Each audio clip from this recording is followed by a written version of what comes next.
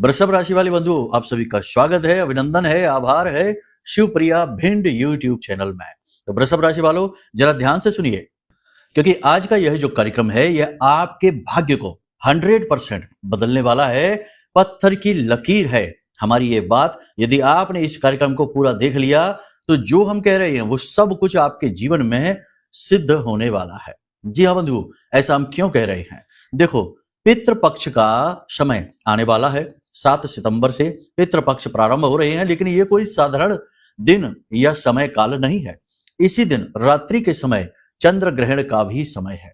देखिए, कोई भी ग्रहण होता है या किसी भी प्रकार की ऐसी स्थिति बनती है, तब कुछ विशेष नियम होते हैं, कुछ विशेष गुप्त विद्याएं होती हैं।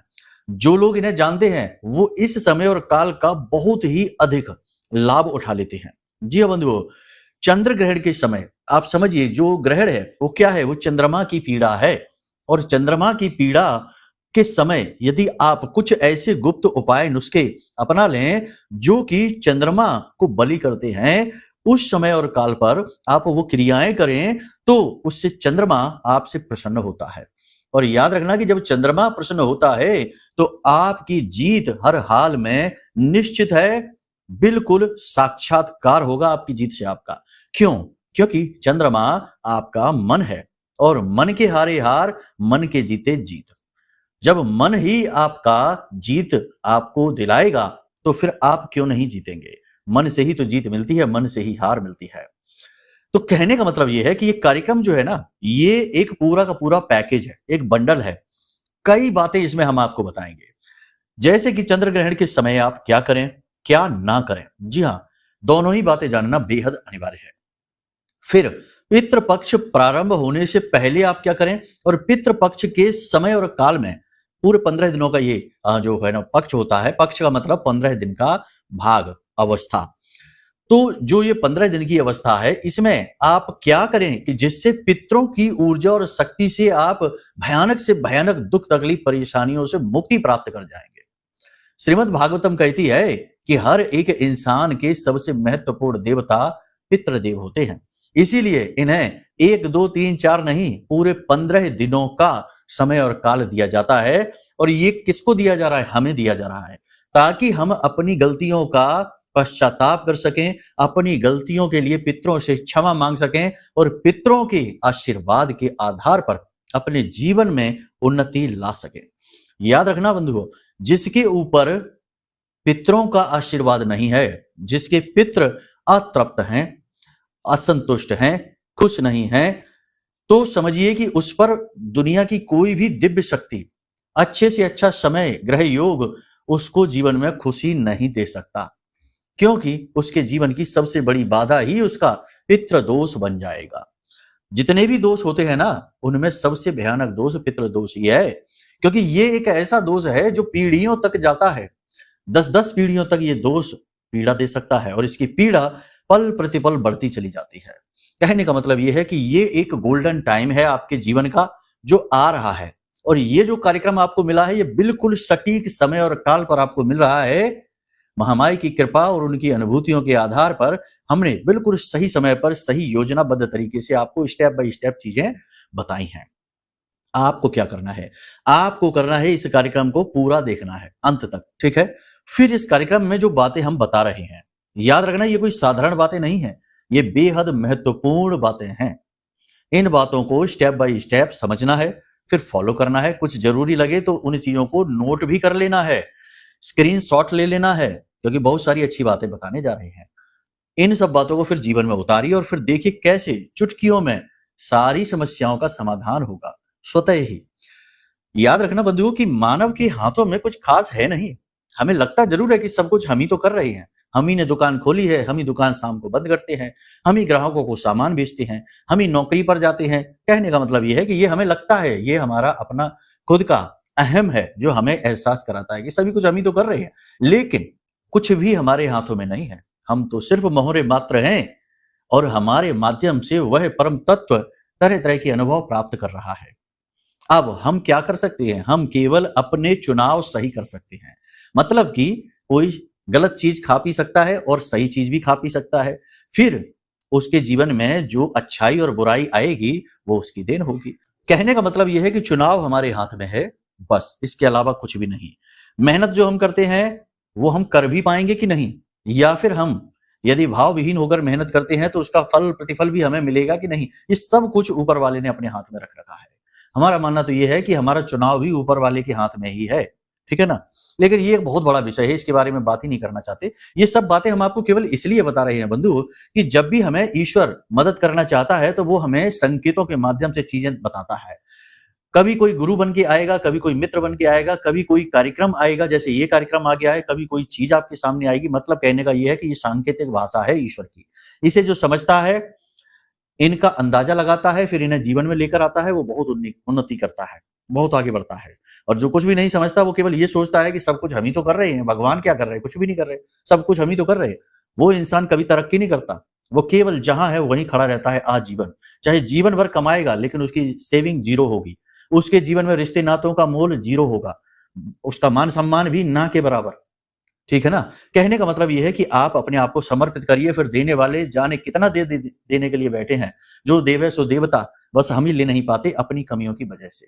तो कहने का मतलब यह है कि इस कार्यक्रम में बड़ी महत्वपूर्ण चर्चाएं विषय पर बातें होंगी। साथ ही हम आपको बताएंगे 5 बड़ी भविष्यवाणियां भी, जिनके अनुसार आपको अपने जीवन को प्लान करना है। कार्यक्रम पूरा देखना है बंधु। बार बार हम ये आपसे इसलिए कहते हैं कि हम सचमुच में बहुत मेहनत करते हैं आपके लिए कार्यक्रम बनाने के लिए। आप जब कार्यक्रम पूरा देखते हैं और जब आपके चेहरे पर मुस्कुराहट आती है क्योंकि आपके काम बनने शुरू हो जाते हैं, हमें बहुत अच्छा लगता है। कैसे अच्छा लगता है? आपके मैसेज आते हैं, फोन कॉल्स आते हैं, आप कमेंट करते हैं और हम देखते हैं, पढ़ते हैं तो बहुत अच्छा लगता है। तो चलिए बंधु, उम्मीद करते हैं आप हमारी बातों को समझ रहे हैं, हमारी भावनाओं को समझ रहे हैं। कार्यक्रम में अंत तक जरूर ठहरेंगे। अब महामाई से अनुमति लेते हैं, कार्यक्रम को शुरू करते हैं। कमेंट बॉक्स में पूरे भक्ति भाव के साथ लिख डालिए, जय मां भद्रकाली कृपा करो। महामाई निश्चित तौर पर आपके ऊपर कृपा कर चुकी हैं, तभी पल प्रतिपल गाइडेंस के तौर पर यह कार्यक्रम आपके लिए आया है। भाव यदि गहरा है तो ये भी लिखिए कि मैं भी माई के परिवार का हिस्सा हूं।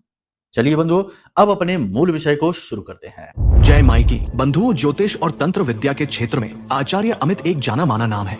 पूज्य गुरुदेव के साधनाओं और ज्योतिष विद्या के अनुभव बेहद दिव्य है। जी हाँ, पूज्य गुरुदेव ने जिसकी भी कुंडली का विश्लेषण किया और कुंडली के अनुसार उसे सटीक उपाय व महामाई माँ बगलामुखी की विशेष कृपा दी, उसके जीवन में सकारात्मक बदलाव तो आ ही है। फिर चाहे समस्या कितनी ही कठिन क्यों ना हो, समाधान तो अवश्य हुआ है। अब ऐसे में यदि आप भी अपने जीवन की किसी बड़ी समस्या से जूझ रहे हैं, जैसे कि कर्जा बढ़ता ही जा रहा है, काम धंधा और व्यापार सब रुक चुका है, रिश्ते नातों में तनाव हद से ज्यादा बढ़ गया है, पूरा जीवन ही नकारात्मकताओं से भर गया है, तो ऐसे में यही सही समय है जब आप श्रेष्ठ गुरु से मार्गदर्शन प्राप्त करें और जीवन के अंधकार को समाप्त कर दिव्य प्रकाश की ओर कदम बढ़ाएं। वीडियो में दिए गए नंबरों पर तुरंत संपर्क करिए और अपनी कुंडली का विश्लेषण व समाधान पूज्य गुरुदेव के द्वारा करवा लीजिए। देर ना करें, आपके देवी देवताओं के आशीर्वाद से ये मौका खुद चलकर आपके पास आया है, इसे गंवाना नहीं है।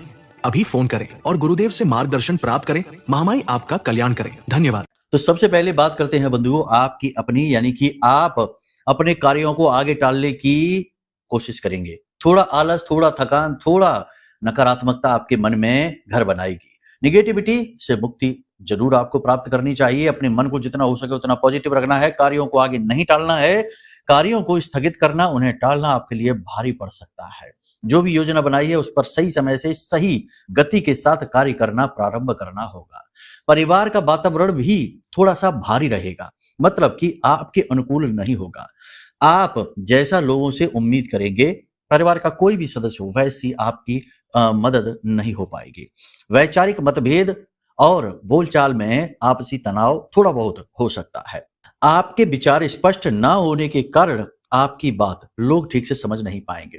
कहने का मतलब यह है कि आपको लोग समझ नहीं पाएंगे। आप कुछ कहेंगे, लोग कुछ का कुछ मतलब निकालेंगे। दाम्पत्य संबंधों में केवल एक कंडीशन पर अच्छा रहेगा, यानी कि प्रेम संबंध बना रहेगा, अच्छा मीठा रहेगा, वो तभी होगा जब आप अपनी वाणी पर नियंत्रण रखेंगे, जो कि बहुत मुश्किल होगा आपके लिए। आप अपनी वाणी पर नियंत्रण नहीं रखेंगे और आपके दाम्पत्य जीवन में भी तनाव की स्थिति उत्पन्न हो जाएगी। सरकारी कार्यों में आपको सपोर्ट मिलेगा, गवर्नमेंट की तरफ से सपोर्ट मिलेगा, पिता की तरफ से आपको सपोर्ट मिलेगा, गुरुजनों की तरफ से आपको मार्गदर्शन प्राप्त होगा। और कहने का मतलब यह है कि कोई भी विवाद, कोई भी स्थिति, कोई भी नकारात्मक स्थिति जीवन में यदि चल रही थी तो वह पॉजिटिव होनी शुरू हो जाएगी। आपके मन में थोड़ा सा पुरानी गलतियों को लेकर खेद सा रहेगा। मतलब ये कि आप अपनी नई पुरानी बातों में यानी विचारों में अति जो कहते हैं ना ओवर थिंकिंग के ज़ोन में आप चले जाएँगे और ज़रूरत से ज़्यादा सोच विचार करके आप अपना समय खराब करेंगे, साथ ही आपका मन भी खराब होगा। अपनी बातों को लेकर अड़ियल ना बने, लोगों की जो सलाह-मशवरा है, उनकी बातें हैं, उनके लिए भी मन में गुंजाइश रखें, अपनी बात पर ही अड़े ना। अड़ने से ये होगा कि आपके आस-पास का वातावरण नेगेटिव बनेगा, लोग आपसे थोड़ा-सा खफा-खफा से रहेंगे, आप थोड़ा इस बात से कन्फ्यूज़ रहेंगे, परेशान रहेंगे, फ़ोकस की कमी आपके अंदर देखी जाएगी अगले 5 से 7 दिनों में, जिसकी वजह से आपको काम में स्थिरता महसूस कम होगी। स्वास्थ्य भी आपका थोड़ा-सा अप डाउन रह सकता है, मतलब कि शरीर में थकान, तनाव, आलस और मन करेगा कि थोड़ा-सा आराम कर लें, थोड़ा-सा रिलैक्स हो जाएँ, 1 आध दिन की छुट्टी-वुट्टी ले लें, जिससे कि थोड़ा-सा जो मन पर बोझ-सा लदा है, भारीपन-सा है, वह दूर हो जाए। इसी के साथ-साथ आपको हम बता दें कि स्वास्थ्य को लेकर थोड़ा-सा आपको ज़्यादा अलर्ट रहने की ज़रूरत है। ये बात भी निश्चित है कि काम लगातार करते रहने की वजह से थकान भी है, शारीरिक और मानसिक थकान भी है, लेकिन फिर भी हम आपको बताएँ कि आपको अपनी सेहत का विशेष ख़्याल रखना होगा, खान-पान पर विशेष ध्यान दें, थोड़ा योग प्राणायाम भी करें और कहने का मतलब ये है कि अपने मन को भी जितना हो सके उतना पॉज़िटिव रखने की कोशिश करें। देखो एक बात आपको हम बता दें कि इस दुनिया में कोई किसी के लिए नहीं आने वाला है। जो कुछ भी है आपसे शुरू है, आप पर ही ख़त्म है। अब ये बात क्या है, इसका क्या मतलब है? इसका मतलब ये होता है कि आप अपने जीवन के कर्ता-धर्ता स्वयं हैं। आप जिन लोगों के लिए सब कुछ कर रहे हैं, जिन लोगों के लिए अपना अच्छा-बुरा भी नहीं देख रहे हैं, वे लोग भी समय आने पर आपकी मदद नहीं कर पाएँगे, चाहकर भी नहीं कर पाएँगे। आपका कुछ ऐसा कह सकते हैं कि आपकी राशि का ये दुष्प्रभाव है या यूँ कह सकते हैं कि ये आपके जीवन की विडंबना है कि जब जिस वक़्त आपको जिनकी ज़रूरत पड़ेगी, वे लोग आपकी मदद के लिए आ ही नहीं पाएँगे। आपको अपनी जंग, अपनी लड़ाई खुद लड़नी पड़ेगी। अब ऐसे में आपका अति भावुक होना बहुत खतरनाक है। अपने बारे में लापरवाही करना अत्यंत खतरनाक है। अपने आप को स्वस्थ रखिए, अपने आप को हेल्दी रखिए, अपने काम पर ध्यान दीजिए। अपने जीवन को सही दशा और दिशा देने की कोशिश करिए और लोगों से ज़्यादा चर्चाएँ अपने जीवन के बारे में, भविष्य की योजनाओं के बारे में ना करिए। जो है आपका है, अपना है, कोई आपका साथ दे ही नहीं सकता। आपके काम करने के तौर तरीके बहुत ही विरले हैं, बहुत ही अलग हैं। लोग आपकी बुद्धि से आपकी आपकी जो फ्रीक्वेंसी है, ऊर्जा का जो स्तर है उससे मैच ही नहीं कर सकते हैं। आप बहुत ही अलग विचारधारा के इंसान हैं। अपने जीवन में भले ही आपने चाहे बड़ी-बड़ी ऊँचाइयाँ हासिल ना कर पाई हो, लेकिन आपके अंदर पूरा दम है, पूरी योग्यता है कि आप बड़ी से बड़ी ऊँचाई को हासिल कर सकते हैं। और ये आपके जीवन में होगा ही, चाहे देर हो, दुर्घटना से देर भली, देर सवेर हो सकता है, लेकिन होकर ही रहेगा, जब आप अपनी मनचाही सफलता हासिल कर लेंगे। लेकिन इसके लिए आपको अपने फ़ोकस पर कार्य करना होगा क्योंकि आपका फ़ोकस भी डाइवर्ट बड़ी जल्दी हो जाता है। ख़ास तौर से जब आप भावुक होते हैं तो आपका फ़ोकस अपने ऊपर से पूरी तरह से हट जाता है। ये आपके लिए नेगेटिव हो सकता है। दूसरा कि दूसरों के जीवन को ज़्यादा बेहतर बनाने के चक्कर में आप ज़्यादा परेशान रहते हैं। कहने का मतलब ये है कि अपनी परेशानी से कम दूसरों की परेशानियों से आप ज़्यादा परेशान होते हैं। ये इस दुनिया के नियम के विरुद्ध है। आज के इस कलयुग के नियम के विरुद्ध है। यहाँ लोग दूसरों के सुख से दुखी हो रहे हैं, लेकिन आप सचमुच में दूसरों के दुःख से दुखी होते हैं। तो कहने का मतलब ये है कि आप अपने ऊपर थोड़ा-सा नियंत्रण रखिए, थोड़ा-सा आप कठोर बन जाइए, थोड़ा-सा स्वार्थी हो जाइए और कहने का मतलब ये है कि नेगेटिव नहीं है। कठोरता का मतलब ये नहीं है कि आप असभ्य हो जाइए। कठोरता का मतलब ये है कि आप समझिए कि जिसके जीवन में जो कुछ चल रहा है, वो उसके कर्म की यात्रा का प्रतिफल है। उसके अपने भी तो प्रारब्ध है, उसकी भी तो जन्म-जन्मांतर की यात्राएँ हैं। तो आपका जितना हो सके उतना सपोर्ट करिए, ज़रूरत से ज़्यादा आप नहीं कर सकते। आप करते भी रहेंगे तब भी उसके कष्ट दूर नहीं होंगे। चाहे आप बर्बाद हो जाना, लेकिन वो आबाद नहीं होगा। वो आबाद तभी होगा जब उसका जो कष्ट वाला कोटा है ना कर्म का, वो पूरा हो जाएगा। वैसे ही वो चुटकियों में आबाद हो जाएगा। उसे किसी की मदद की ज़रूरत नहीं पड़ेगी। कहने का मतलब ये है कि आप केवल अपना कर्म करिए, अपने आप को किसी के लिए झोंकिए नहीं, अपने आप को बर्बाद ना करिए। समझ में आ रही है आपको बात हमारी? ठीक है। यहाँ तक आपने सारी चीज़ें समझ ली हैं। अब यहाँ पर 3 तरीके की बड़ी भविष्यवाणियों के बारे में बात है जो आप समझनी होगी। पहली चीज़ ये कि आप अपने ऊपर ध्यान दीजिए। दूसरी चीज़ ये है कि अपने फ़ोकस को भटकने मत दीजिए। तीसरी चीज़ ये है कि यदि आराम करने का मन करता है, क्योंकि काम की अधिकता तो है ही, लगातार मेहनत परिश्रम तो चल ही रहा है, आराम करने का मन करता है तो आराम कर लीजिए, इसमें कोई बुराई नहीं है। जब आप आराम करें, जब आप छुट्टी लें, जब आप विश्राम करें तो इसमें कोई दोष नहीं है। ना ही अपने मन में ग्लानि का भाव आप रखिए। आप भरपूर आराम करिए और फिर नई ऊर्जा के साथ आगे बढ़िए। आप समझ पा रहे होंगे कि हम आपसे क्या कहना चाहते हैं। यहाँ कुछ भी नेगेटिव नहीं है, यहाँ केवल और केवल पॉजिटिविटी की बातें हो रही हैं। क्योंकि अगर हम 2 कदम रुकते भी हैं तो इसका मतलब ये नहीं कि हमने यात्रा समाप्त कर दी है। इसका मतलब ये है कि हम बस सुस्ता रहे हैं, आराम कर रहे हैं और फिर नई ऊर्जा के साथ आगे बढ़ेंगे। उम्मीद है आप हमारी बातों को, भावनाओं को समझ पा रहे हैं। अब बात करते हैं कि 7 तारीख जो आ रही है उससे पहले और उस समय पर आपको क्या करना है। देखो, सबसे बड़ी बात यह है कि पितृ कौन है आपके? पितृ हैं आपके पुरखे पूर्वज, जैसे कि आपके माता-पिता। तो आप अपने माता-पिता को कैसे प्रसन्न करेंगे? उनकी सेवा करके, उन्हें मान-सम्मान देकर और उनका लिहाज करके। अब लोग यहाँ तक तो समझ जाते हैं कि मान-सम्मान कर लिया, सेवा कर ली, यानी पितरों के लिए पिंडदान, तर्पण, जो श्राद्ध पक्ष है वो सब कुछ कर लिया, लेकिन लिहाज वाली बात जो है ना वो भूल जाते हैं। यानी कि अपनी वाणी असभ्य रख लेते हैं, खान-पान गलत रखते हैं, आचार व्यवहार पर बिल्कुल ध्यान नहीं देते हैं और यहीं वो चोट खा जाते हैं।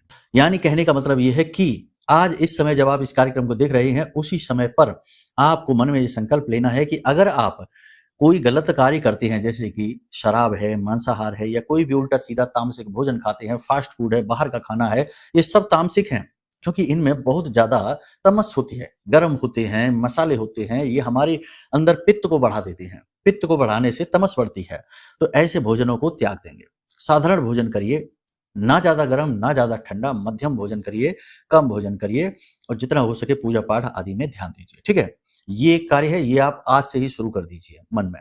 अब हम आपको बताते हैं कि उस रात जब ये चंद्र ग्रहण होगा, यानी कि 7 तारीख की रात्रि को, मतलब कि कहने का कि रात्र को, यानी कि 7 तारीख की रात्रि को 11 बजे से लेके लगभग 1:30 बजे तक, यानी 10:58 से लेके 1:26 तक ये जो चंद्र ग्रहण का समय और काल रहेगा। तो अब इस समय और काल पर आपको क्या करना है? देखो, ध्यान से समझिए।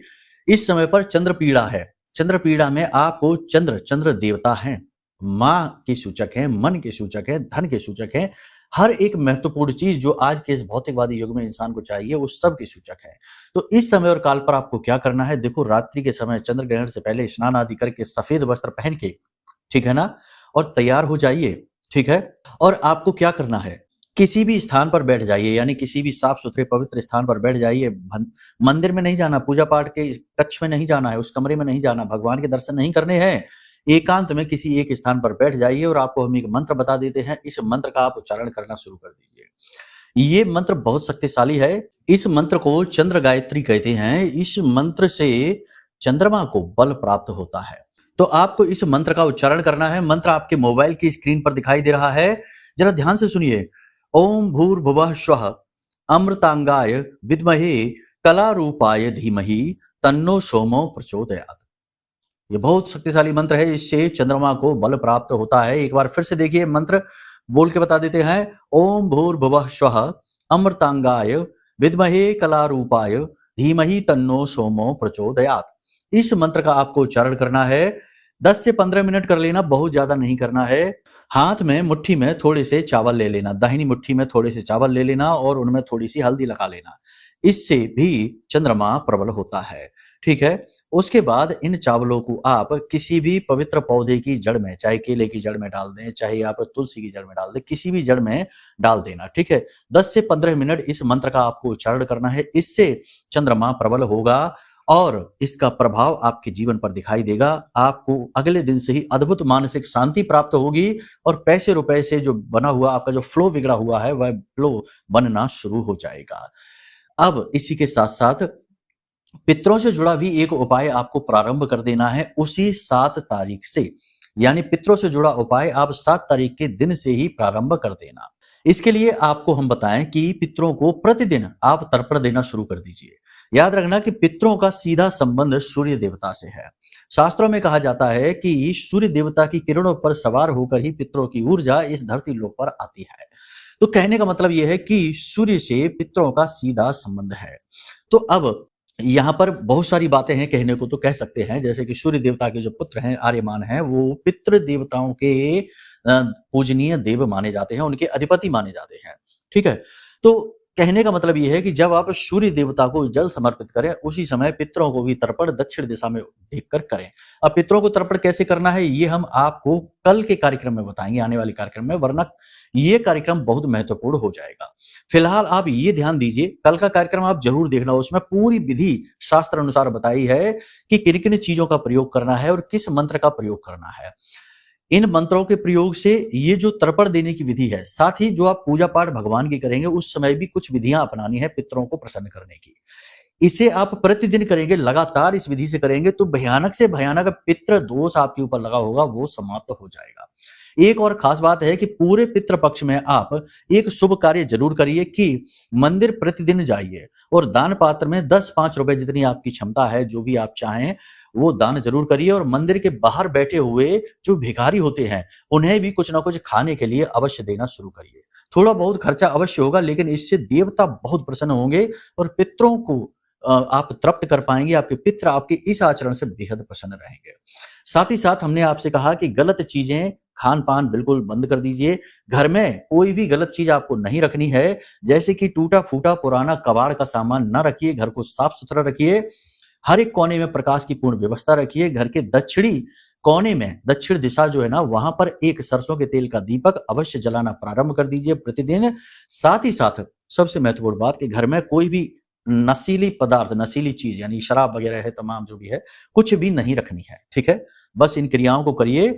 अब आपकी कुंडली में यदि पितृदोष लगा हुआ है, किसी विशेष ग्रह से आ रहा है, तो उसके लिए भी कुछ विशेष उपाय हैं जो हम आपको बता सकते हैं, लेकिन इसके लिए आपको अपनी कुंडली का आकलन कराना पड़ेगा, क्योंकि कुंडली में शनि से है, राहु से है, गुरु से है, किस ग्रह से आपको पितृदोष आ रहा है वो यदि आप समझ जाएं और उसके अनुसार यदि आप उपाय इस पितृपक्ष में कर लेते हैं, तो फिर आपकी पिछली 7 पीढ़ियों तक के दोष पितरों से जुड़े हुए समाप्त हो जाएंगे। समझिए, तो ये बहुत महत्वपूर्ण है। तो इसके लिए आप अपनी कुंडली का विश्लेषण करा सकते हैं, नंबर वीडियो में दिए गए हैं। इसी के साथ साथ आप यदि पितरों की पूर्ण कृपा प्राप्त करने के साथ दैवी शक्ति को भी साधना चाहते हैं, जैसे कि हमारी आराध्य देवी मां बगलामुखी हैं, जो भयंकर से भयंकर नकारात्मक ऊर्जा को मिटा सकती हैं, क्योंकि वो तो 10 महाविद्या में 8वीं महाविद्या है।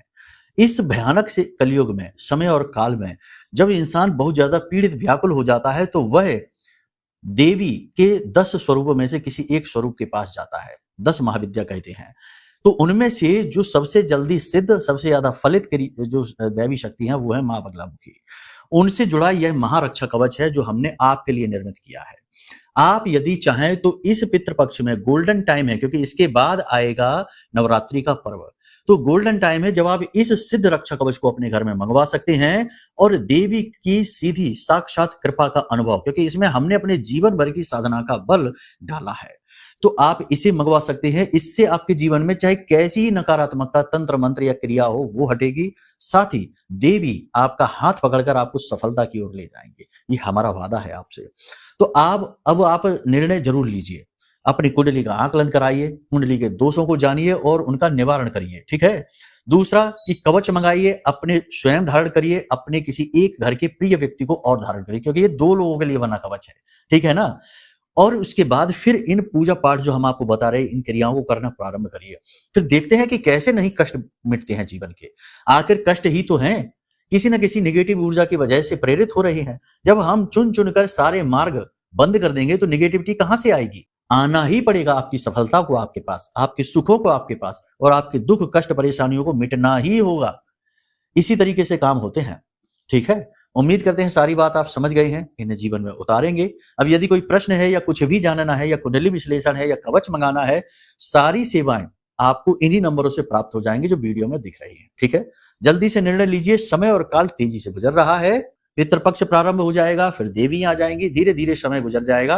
अगर आप सोचते रहेंगे तो बस सोचते ही रह जाएंगे, फिर कुछ भी हाथ नहीं आएगा। ठीक है, चलिए बंधुओं, तो आज के इस कार्यक्रम को यहीं विराम देते हैं। महामाई पर अपनी आस्था और विश्वास बनाकर रखिए। प्रेम से बोलिए जय माई की, जय मां बगलामुखी। हमारे प्रिय और परम पूज्य आचार्य जी ने अपनी साधनाओं के अनुभवों पर आधारित शक्तिशाली उपाय और क्रियाओं के माध्यम से हजारों लोगों के जीवन को पूरी तरह से बदला है। आचार्य जी के द्वारा बताया गया हर एक उपाय इतना सटीक और कारगर होता है कि जो भी इसे पूरे भाव के साथ कर लेता है, उसे साक्षात महामाई की कृपा और आशीर्वाद प्राप्त हो जाती है। इसलिए निसंकोच इन उपायों को पूरे भाव के साथ करिए। आपका कल्याण होगा।